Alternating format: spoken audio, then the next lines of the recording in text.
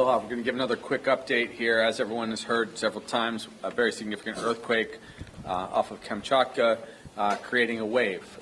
Important data point, when the wave passed through Midway Atoll, it was in total from peak to trough, okay, trough to peak, 6 feet. That means a 3-foot wave riding on the top of the ocean. And that was the piece of data we got just a few moments ago. We're tracking the wave at several different points. As I said, at Johnson Atoll, we had that wave at 3 feet amplitude. We will also be getting data from Wake Island, and the Aleutians are seeing some waves. And then finally, French Frigate Shoals at 6:33 p.m. we expect more data. Guam will see some waves at 6:57 p.m., but we are still expecting this significant wave. So everyone has to continue to be vigilant. There are a few other things that I need to report. As to the evacuation, that should be maintained absolutely beyond the waves hit on our island shores. We will only give the all clear when we feel there's total safety. We have begun coordination for additional people. The homeless coordination has been ongoing. We're making sure individuals without houses are notified of the tsunami warning and they're being removed from the areas. That coordination is going on all islands. We're working with service providers everywhere. I will say, once again, this is a very serious event. We have Black Hawks activated. We have high water vehicles ready to go. So we will be able to rescue people, but please do not put yourself in harm's way. Make sure you actually evacuate right now. We're going to have another update from everyone soon at 6:50. You'll hear one more alarm, remember, at 6:40. That's 30 minutes out from when the first wave is expected to hit Kauai, and that will be the last alarm you'll have. But we will give constant updates. I'm going to turn it over now to General Logan. Aloha and good evening. Thank you, Governor. So the Hawaii National Guard remains postured, as I described earlier. We've placed liaison officers into all the emergency management agencies within all the counties to create a near real-time response capability. We also have additional forces that have been activated. The Governor touched on this, but we have high water vehicles, which are those with large tires, big engines, that can do a variety of different mission sets, and we have soldiers that are already manning those. We also have additional aircraft placed into an alert capacity with crews that can do a variety of mission sets, which are medevac, search and rescue, and hoist operations to rescue folks and take them to a hospital care facility or a point of care. I want to reiterate something that Governor Green said is we're not out of the woods yet. We're collecting data as the wave or the energy passes through some of the other islands. We're in constant contact with all of our partners, either on the mainland or within here, our state of Hawaii, the greater part of the Department of Defense, and also transmitting data to our National Guard headquarters on the mainland. So I ask everybody to remain vigilant, take this seriously, and wait until you get the all-clear signal, or we reduce the warning to a lower level from either your state or your county official government sources. Thank you very much. Mahalo Tag. Up next, Hawaii Emergency Management Agency Administrator James Barros. All right, aloha. As we move this evacuation from those zones, we want to ensure that you're doing it safely and you're not panicking. You have time to get out of the inundation zone. The counties are working their sheltering plan and opening up tsunami assembly areas. So work with your counties, go to your county websites and see what shelters are being opened. The state is posturing that if needed, we can provide additional support post-impact at the shelters. I have opened the line of communication with FEMA, so we're on several calls so far. FEMA's postured to support the state at this time. Thank you. Mahalo, Administrator Barros. Finally, we will bring up the Director of Business, Economic Development and Tourism, James Kunane Tokioka. Mahalo. Aloha. Thank you very much for this opportunity. I will give an update on the visitor industry and what we're doing to the visitors that are here in Hawaii and informing them. I've been in contact with Jerry Gibson from the Hawaii Hotel Alliance and Jeff Wagner. We leaned on them during the Maui wildfire to help us, so we're leaning on them now. And the properties that are along the coastline are being asked to evacuate vertically, 4 floors and above. Some of the people have left the hotels, and the ones that have left the hotels to go to the airport, if they need a place to stay, when the airport is shut down, if it is shut down, then they should call the property that they came from to see if there is still availability at that property so they can go back there. I want to ensure that their friends and family on the mainland understand that there is a plan, and I think we need to give the governor and Administrator Barros and General Logan, big kudos, because there was a lot of training that went on after the wildfires, and this is the perfect opportunity for us to put those training, what we learned in training, into place. So thank you all for that, and be patient with each other. God bless you all. Mahalo, Director Tokioka. At this time, we will open up for questions from the media, and I will call upon everyone one at a time. And I'm going to start with Ashley from Hawaii Public Radio. Can you talk about what it means, what a 6-foot wave kind of means? Like, can you give some type of, reference point for people as to what that's going to look like? So the question is asking, can we clarify and kind of give deeper details to what a 6-foot wave means?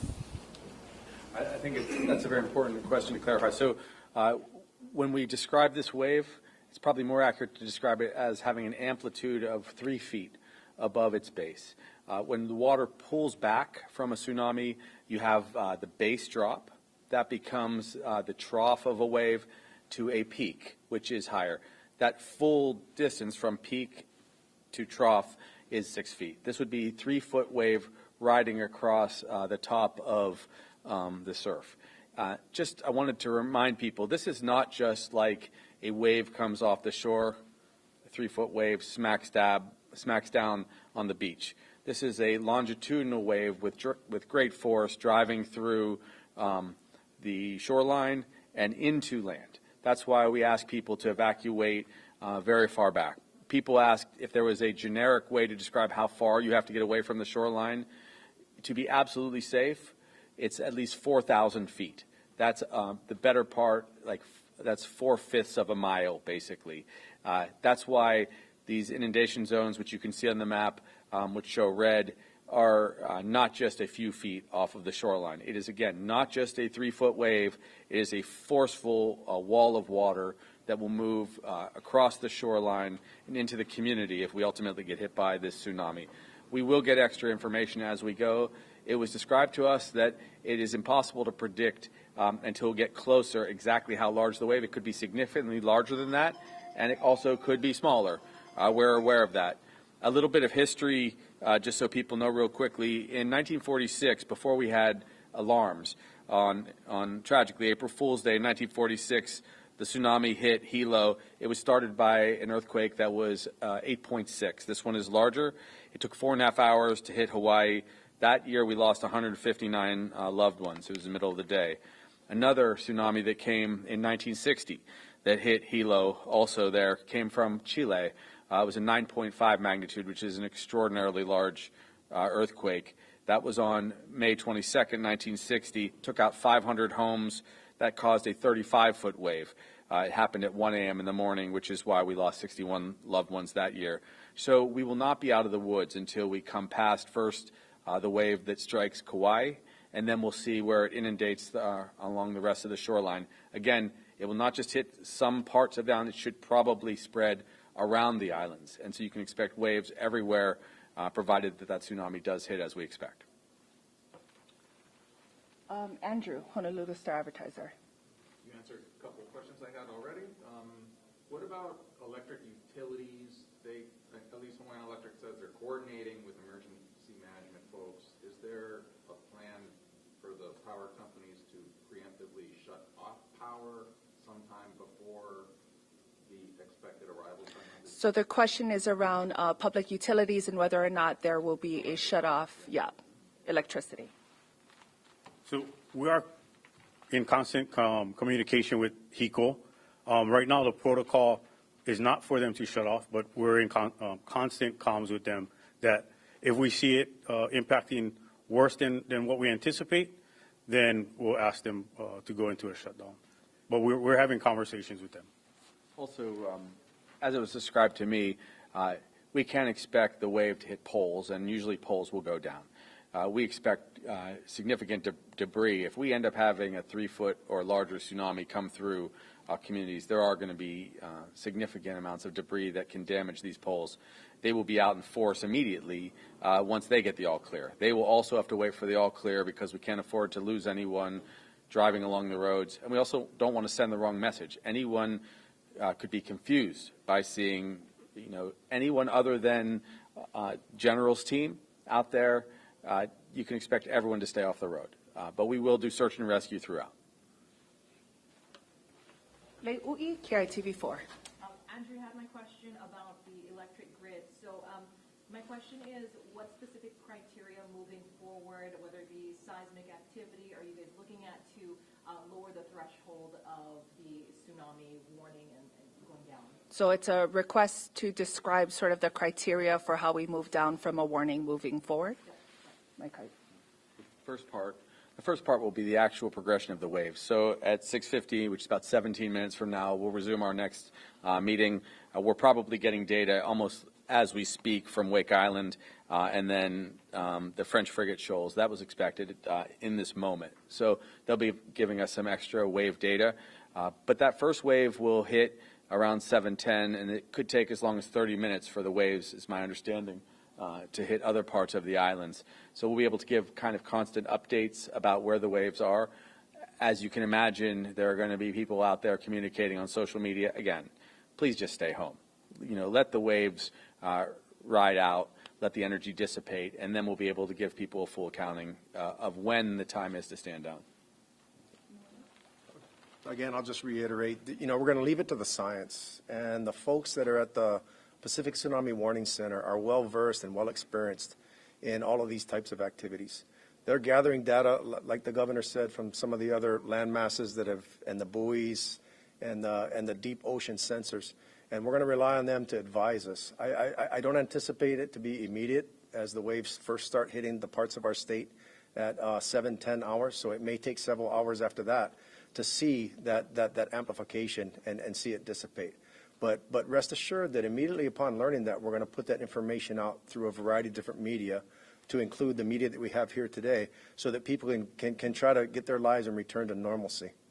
Thank you. I'll go to Darrell Huff, Hawaii News Now. When you talk about a 3-foot wave, how does that compare to the ones that caused the great damage in Hilo? And also, how certain are you about that measurement? Can people look at it and rely on that when they look at, say, a tsunami map? Is there any reason for people to go beyond what the tsunami maps tell them about where they should evacuate? So lots packed into that question. So it's a question around describing that 3-foot wave, and the impact in comparison to past history, which I think the governor shared. Yes, thank you. Okay, so the comparative waves, the wave in 1960, when we had the giant earthquake off of Chile, was gigantic. It was a 35-foot wave. I mean, that was a total destruction wave. It came and wiped out houses completely. Right now, the first indication we had, the first small crest was actually just 30 centimeters, about 1 foot, and then that was followed ultimately by 6 feet from peak to trough, okay? So that 30 centimeters, I believe, was the peak to trough of initial. Now we had a 6 foot. We continue to get data. It can come in like several kind of waves of water. It usually goes in cycles of about 20 minutes is how they are seeing these this forceful water come through. This is not, we pray, going to be anywhere near like that tragic tsunami in 1960. And we'll give updated measurements as soon as we hear specifically what the French frigate shoals show. That's going to be helpful. As we hear those data, we'll be able to push some of that out, perhaps on social media. We'll come back out, again, repeatedly throughout. But soon we're going to see the wave. In about 3 minutes, everyone can expect the final siren, which is 6:40, and then we will hopefully see everyone out of harm's way, and we'll begin to tell you how the waves actually hit. One final question from Daryl. So given the size of this wave, what is the vulnerable infrastructure other than the electric grid? So given the size of the wave, what is the vulnerable infrastructure besides the electric grid? A couple quick things, and then I'll have General come up. I mean, this is about 3 feet, okay? But a wave of water, that means it can move cars, it will throw fences around if it hits, it can dislodge trees. That's why you just can't be out there. The impact is at great speed. Any structure that gets loose and strikes an individual could take them out. And people can drown quite easily with the force of that kind of wave. So, again, people have to really distinguish the waves we are accustomed to on the coast every day versus a tsunami. It's a different beast altogether. And of course, if it gets much larger, they do anticipate it could be larger. That's why they get multiple measurements. It's even more dangerous, even more forceful. Houses will be damaged. There will be debris all over the place if we do get a full tsunami. Yeah, the federal government classifies critical infrastructure into 16 separate categories. About 13 are relevant to the state of Hawaii. One in particular is what we call transportation. It's broken down into either airport highways or harbors. As you know, all of our harbors are at sea level and are vulnerable. We don't know what those impacts are going to be, and we're constantly evaluating those, because not just a tsunami here, but a hurricane could have similar effects.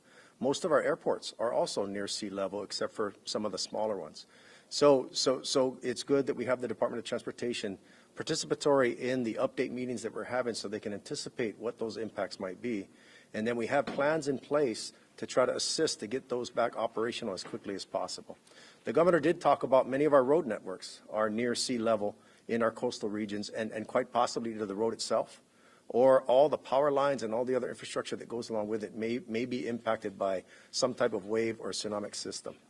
So we're careful about that. We don't have a compiled list together yet, but in just about every hazard that we have, it's incorporated into our all hazards plan, and we're either going to be directly able to help assist in its recovery, or call in additional assets as necessary. Expecting one moment, the next alarm, so why don't we actually pause now, and we'll come back to you in short order. We should have more data, but if we don't come back to you, just please, everyone, be very safe, and we'll begin to report on the waves as we get direct observations. Kind of around, we still anticipate 30 minutes from now, around 7:10. Thank you for being safe.